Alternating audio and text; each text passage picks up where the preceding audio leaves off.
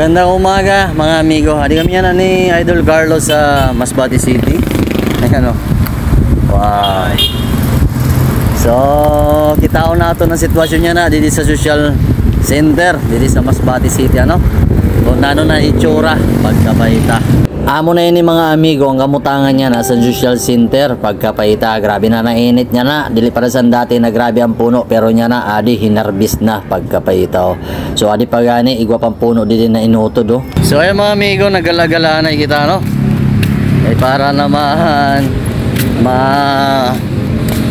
makita natin mga kaganapan dito sa social center. Kasi pag-irog sa na oras, pag magkadika mga amigo sa social center, damo-damo kan matambayan. Kaya damdamong puno din na pwede mo tambayan, ano? Pero yan igo pa man mga puno, pero intriman ni Bagyong Opong pagkapahita. Kaya kung mapapansin nyo, grabe na init niya na dito sa social center. Kaya di nga nagabuang kami ni Carlo, maghanap sa matambayan mga amigo, kay ang mga puno na darag ko, ayan, binuwal ni Bagyong Opong. Ang playground dito sa mga bata, na demolish na pagkapahita. Tagadi pagani ho mga amigo ang mga solar didi. Yan, pinangtumba pa. Agoy rode. Ato pagani ho ang usad sa pinakapunta mga amigo. Yan.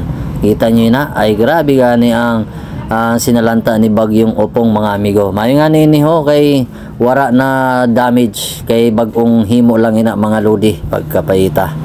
Tagadi gani nagtarotambay-tambay na laanay kita didi habang nagmumuni-muni sa paligid mga lodi. Tagadi gani naglakat-lakat na mga mini Carlo para makita pa naton ang mga nangyari pa didi mga amigo. May gani ni na-estatuan na bato dila gihapon pagkapahita tag didi mga amigo. Kung mapapansin nyo ang mga darago na puno, ayan no, pinataob ni Bagyong Opong pagkapahita. Tagadi mga amigo, yan, kuha-kuha lagi tagyapon sa video para makita nyo ang mga pangyayari didi. Tagadi gani mga lodi, dili ako makapaniwala. Kaya ini mga puno didi, mga gurang na ini didi mga amigo, pero dahil sa Bagyong Opong na nagbisita sa Masbate, binunot ni Bagyong Opong pagkapahita.